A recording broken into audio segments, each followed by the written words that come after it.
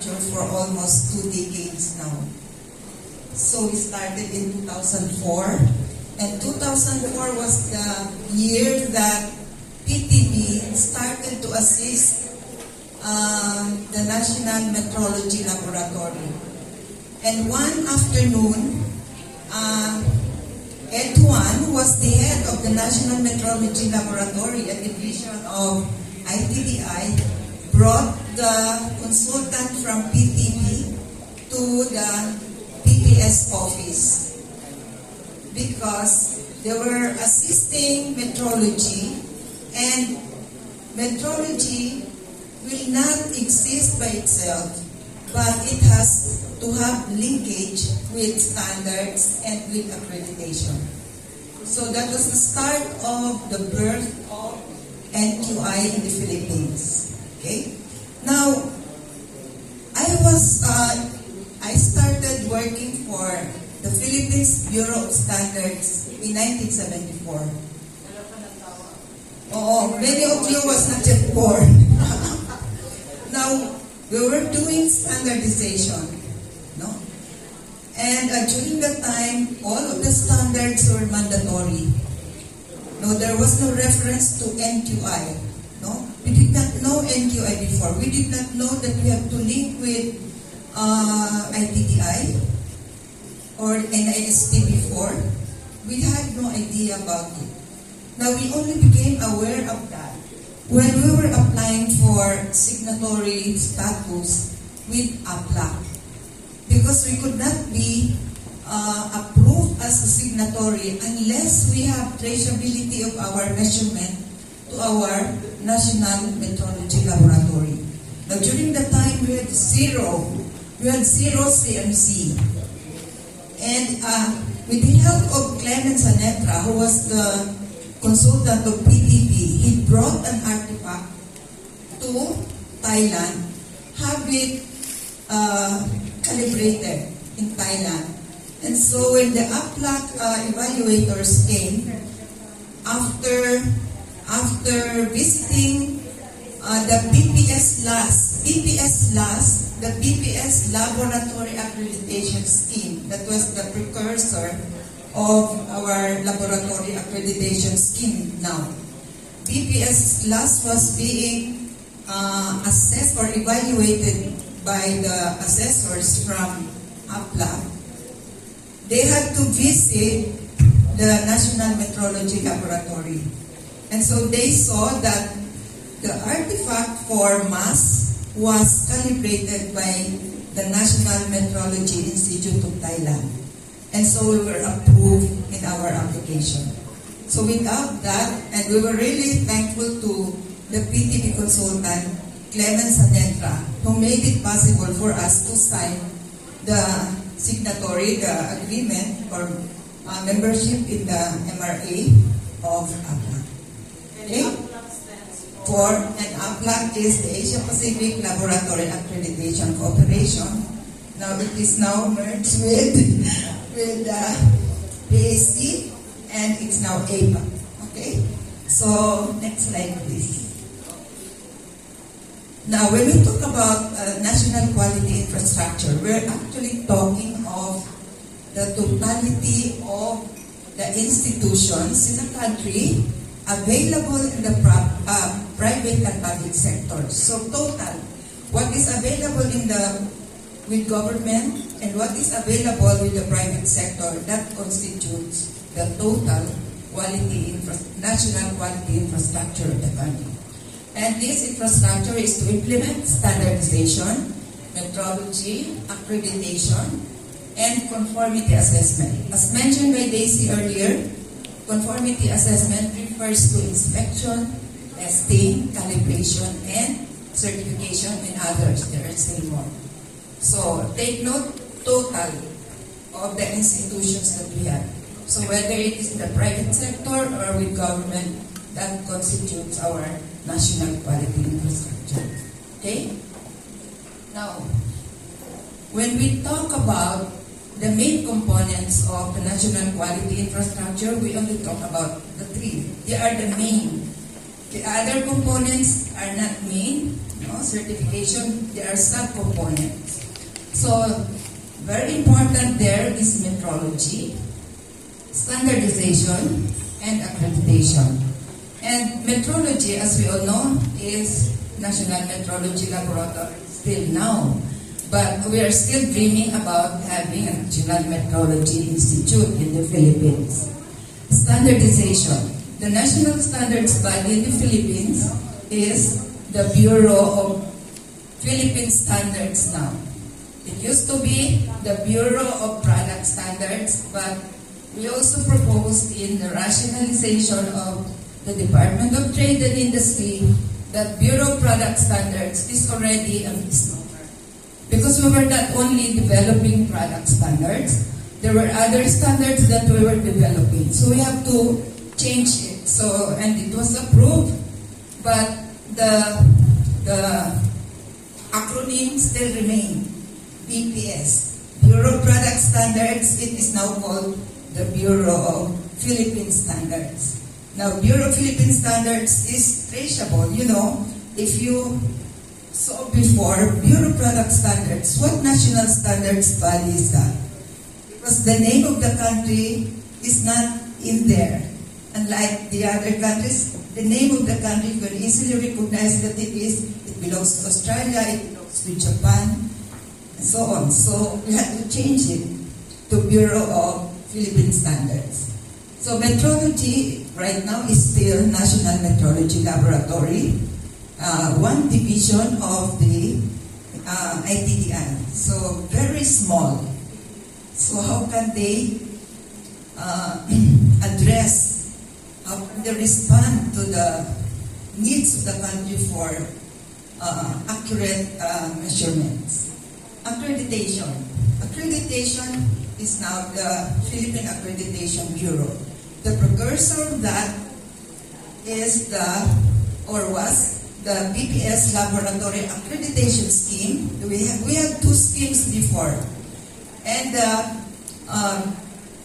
Bureau, the BPS Accreditation Scheme. So BPS last was only for laboratories, testing and calibration. The BPS accreditation scheme was for management system accreditation. So the ISO 9001 certification bodies belongs to BAS, yung BPS accreditation scheme. Okay, next slide, please.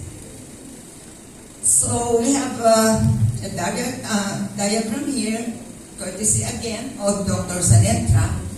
This is how it is illustrated. You have accreditation there, and accreditation bodies have to be linked to internationally recognized occupation of accreditation bodies, and one of this is IAF and ILAC and other international accreditation occupation of accreditation bodies. Standardization. For it to be internationally recognized, it has to be a member of ISO, IEC, Codex, and so on. Now for metrology, you have to be with PIPM. Now we have the subcomponents. Certification, testing laboratories, these are subcomponents of the main components, accreditation, standardization, and metrology. So you have lines connecting these different components. That's why it has to be connected. There has to be coordination for it to be working as a system. Okay. Next slide, please. Now in 2004, so this was the start of NQI in the Philippines. What was our mandate before? For standardization, as I said, it was the Bureau of Product Standards. So we were still the Bureau of Product Standards.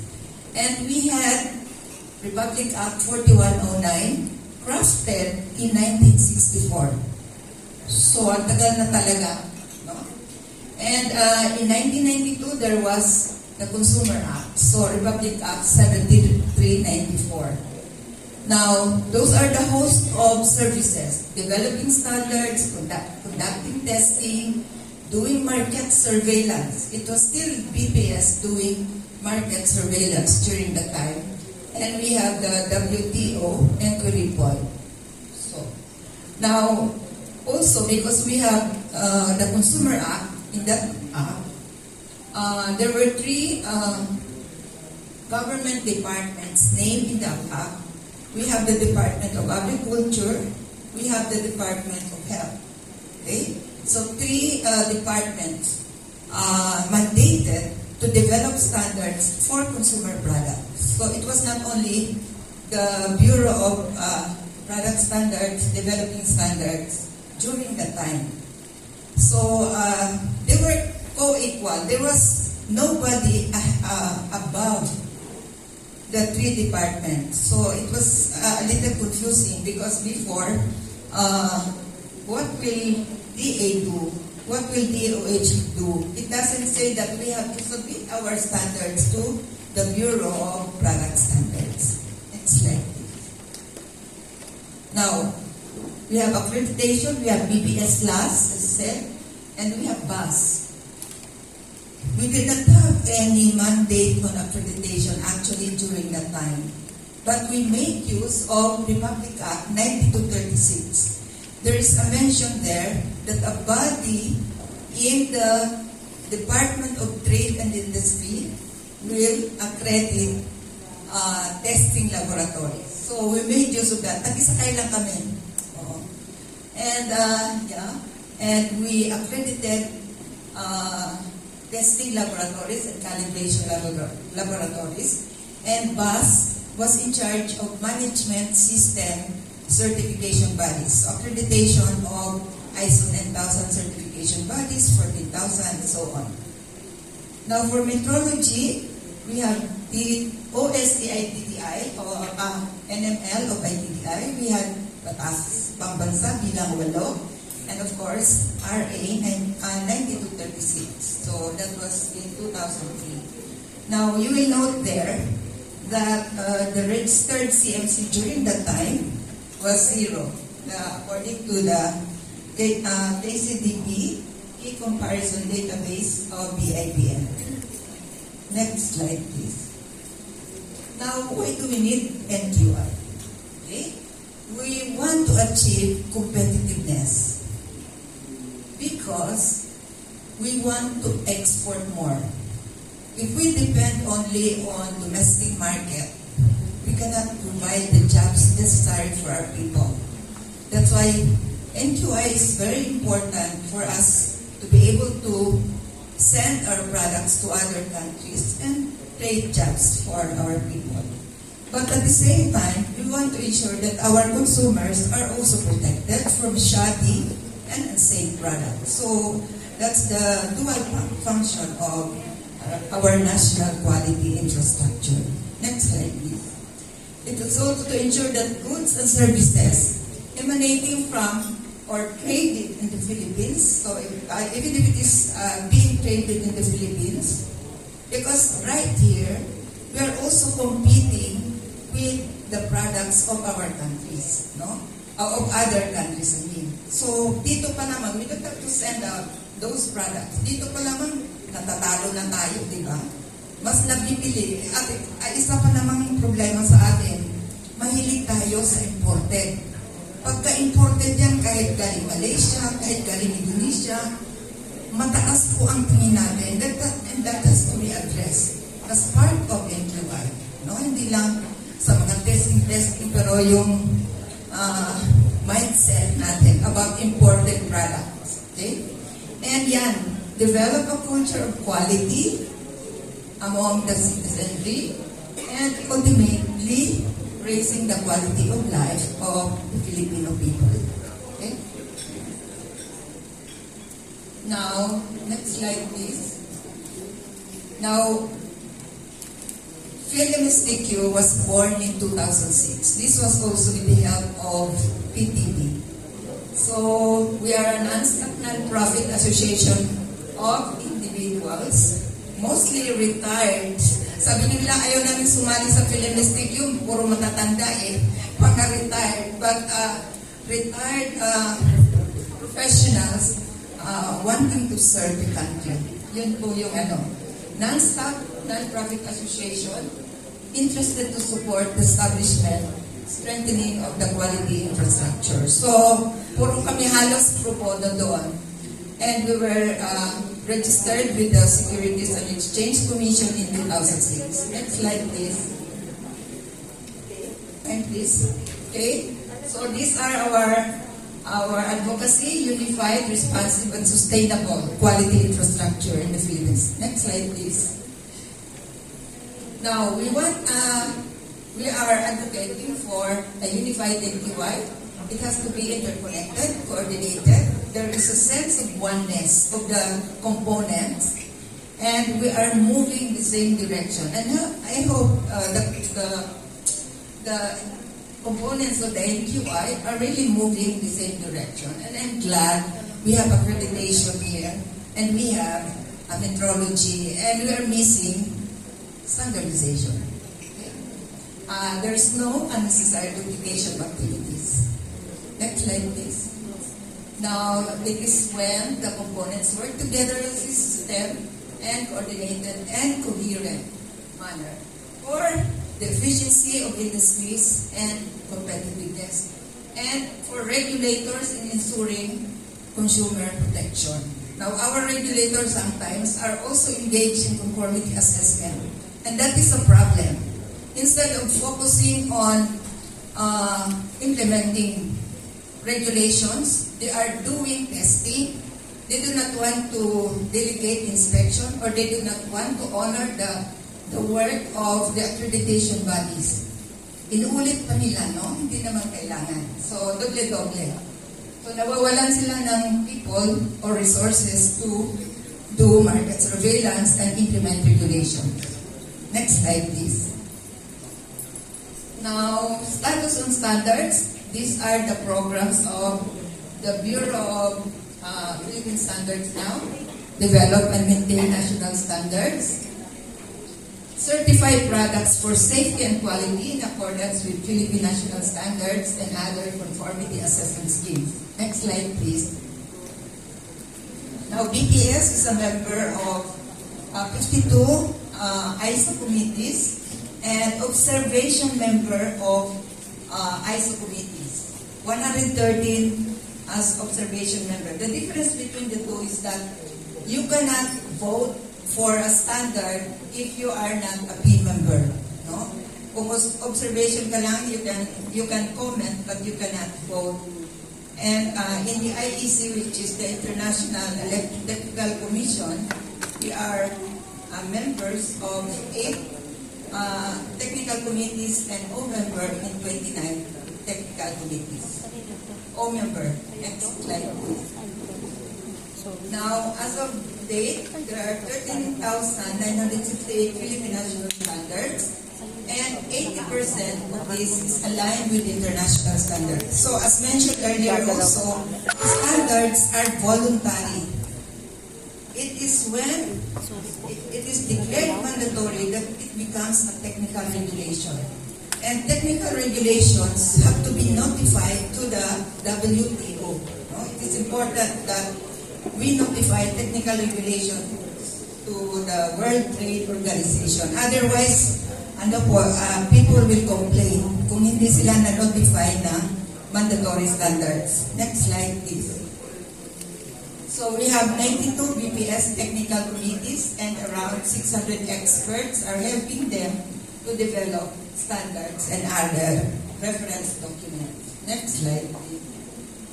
Now, 111 of these standards of the 13,000 have been declared mandatory.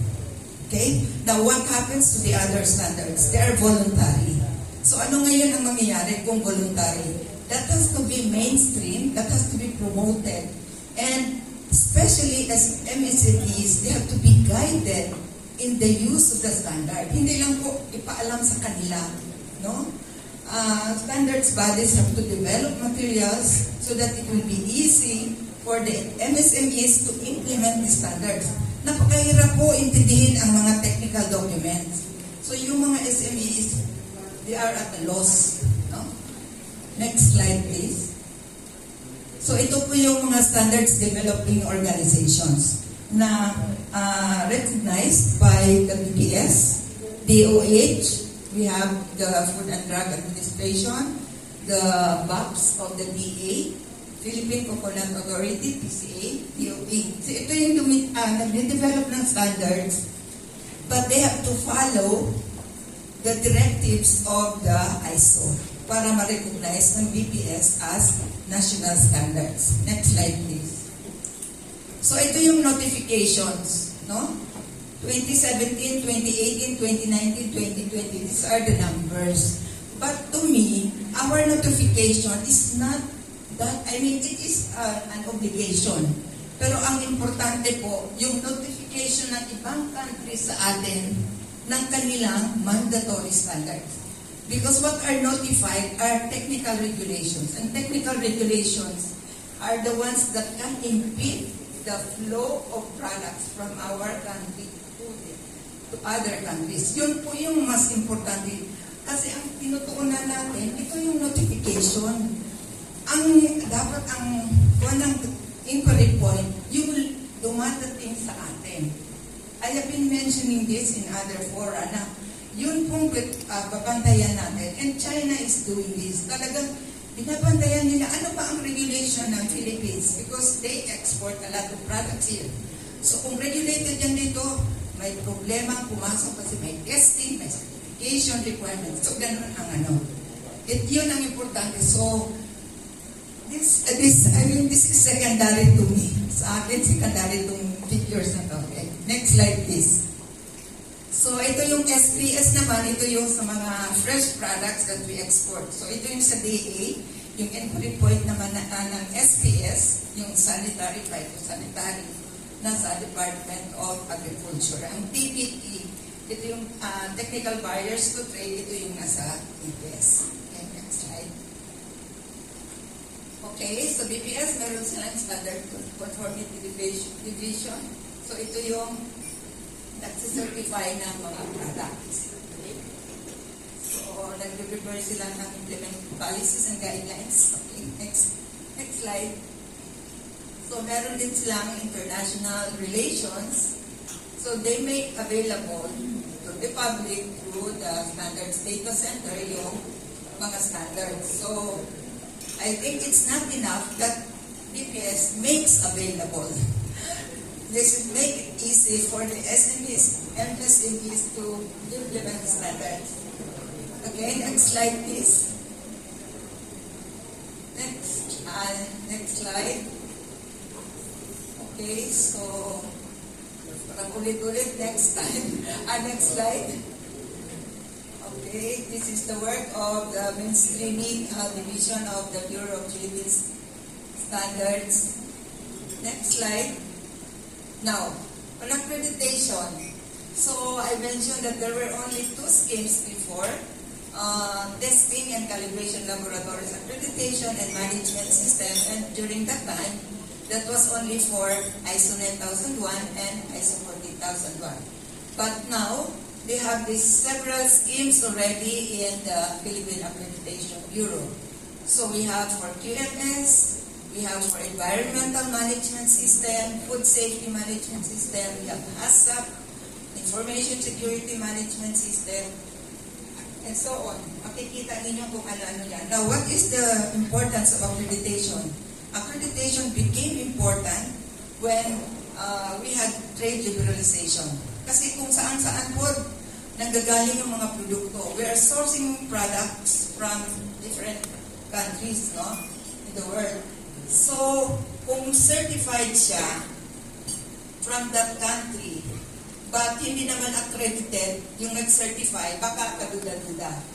So, accreditation became important noong nagkaroon tayo ng trade liberalization. So, mga late 90s, no, naging popular yung accreditation.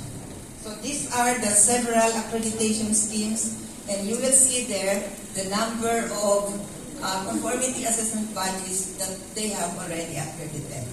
Next slide, please. This is a continuation.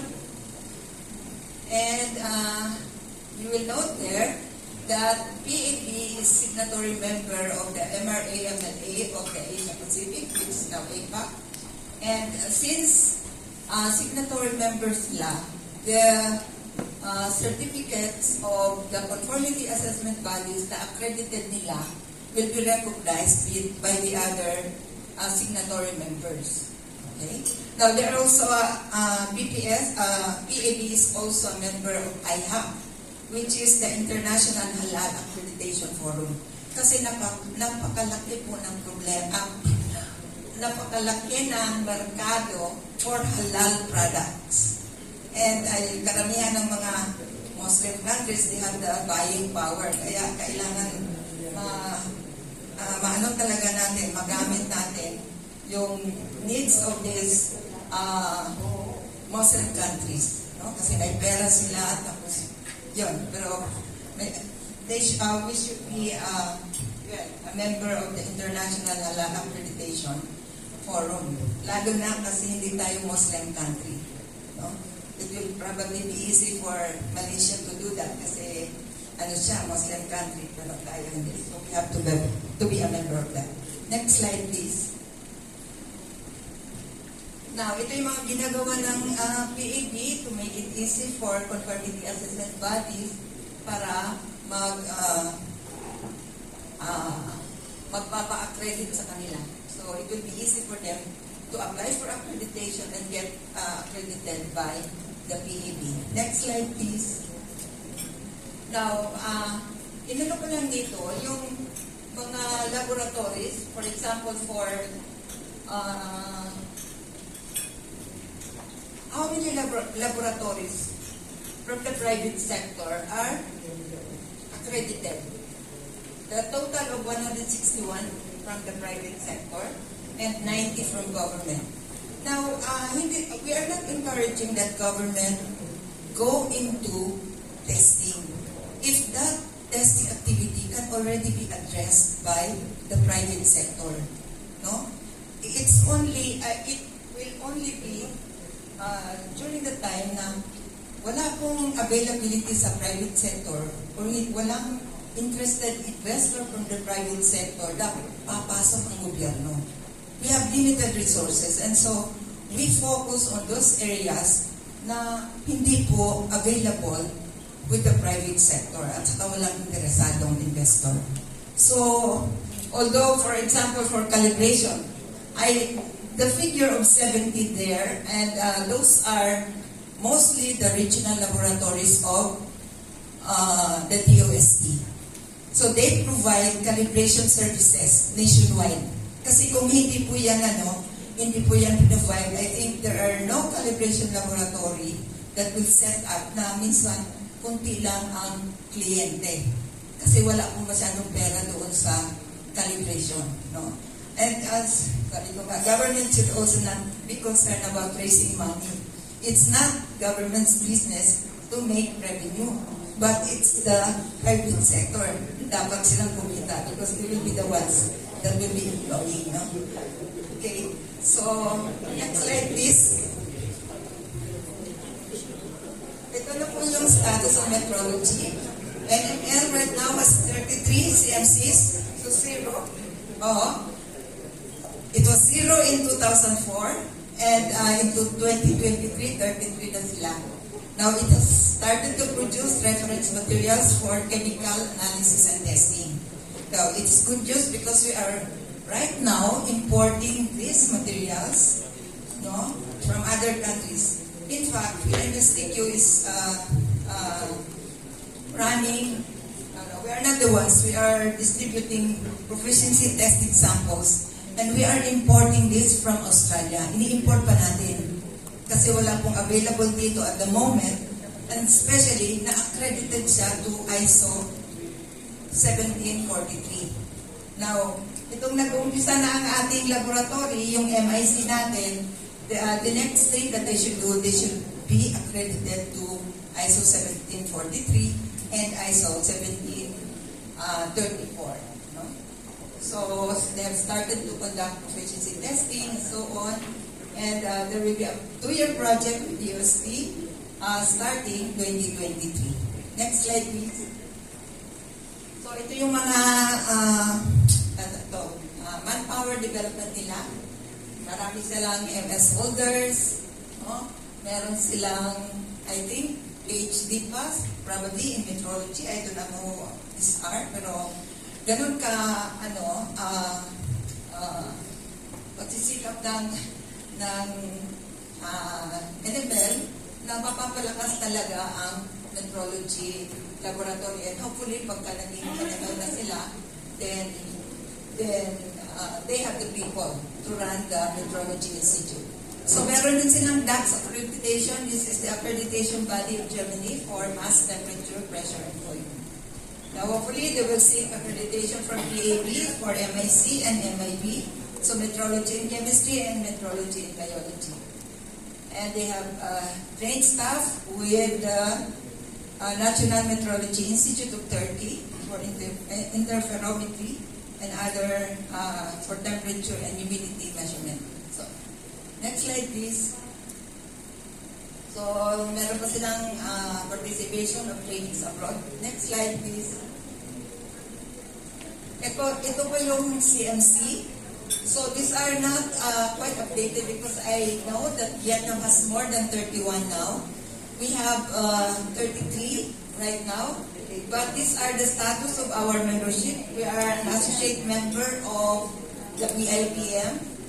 The others are really member states. Kasi napakalaki daw dito ang membership fees. Next slide please.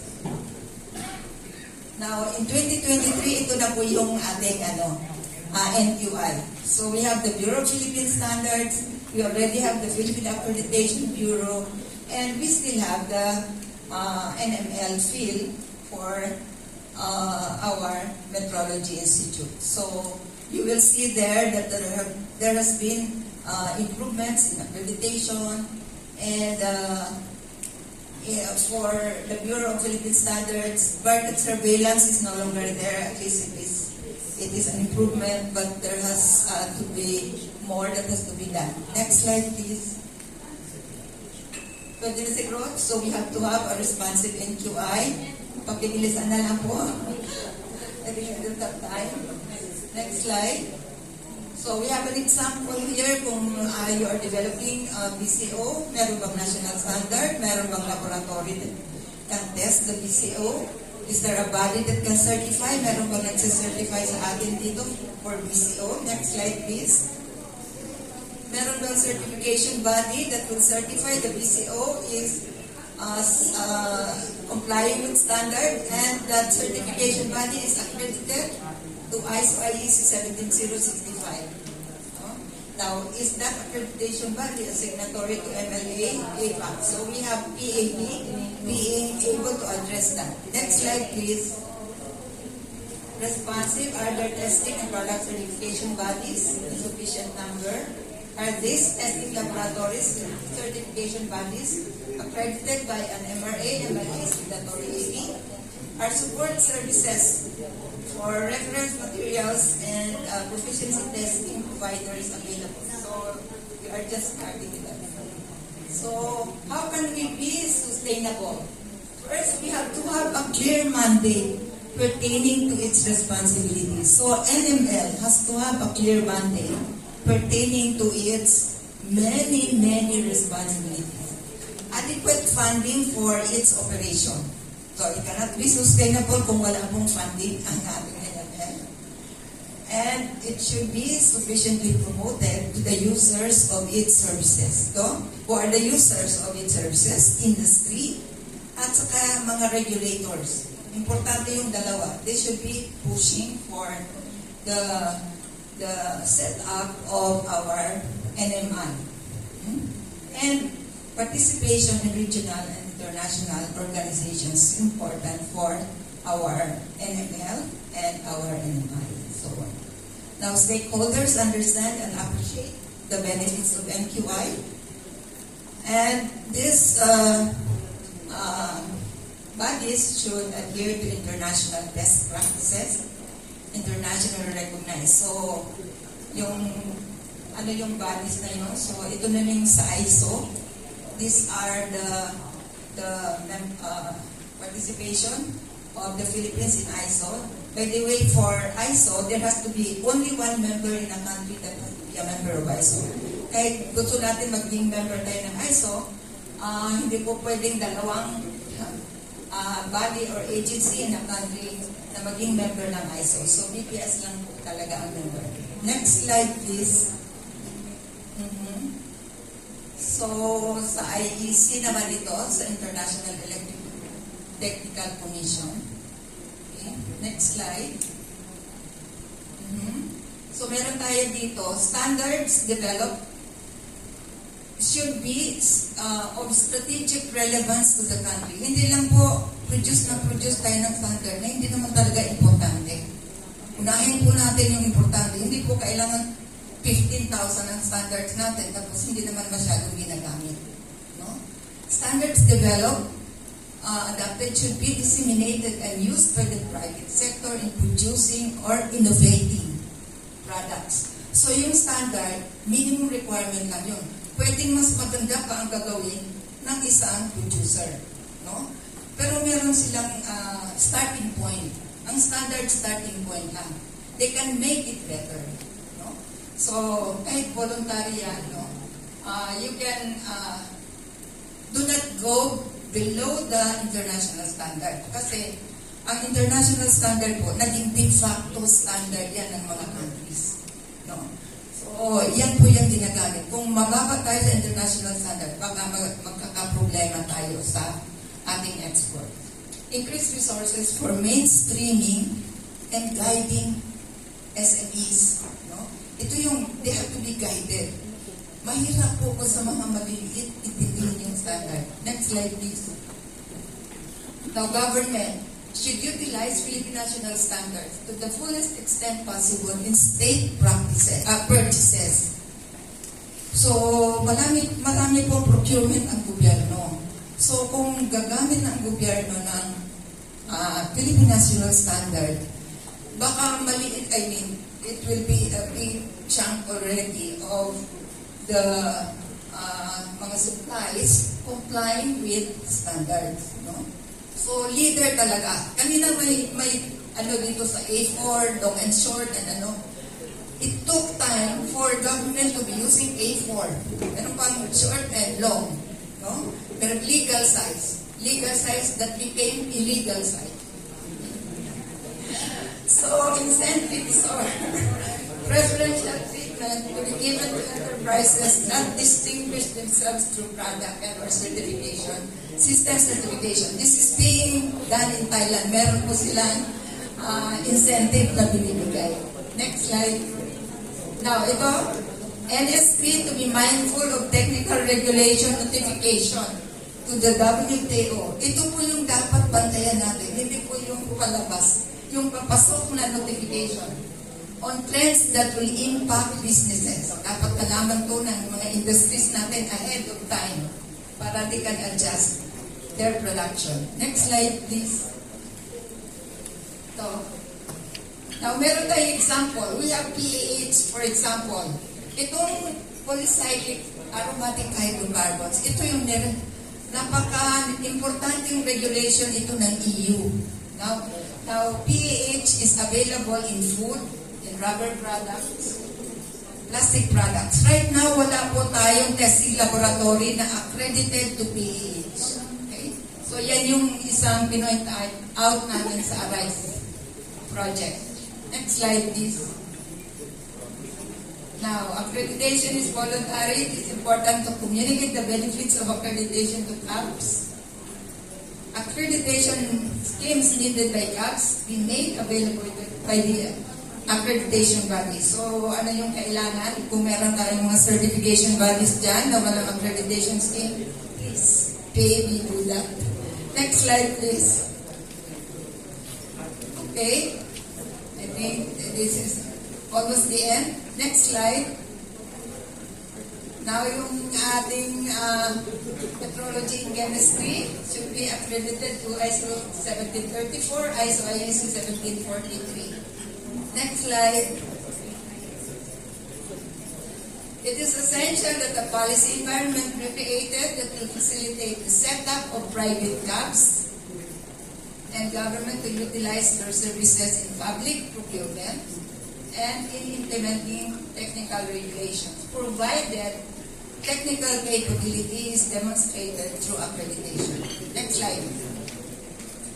So this is the last slide.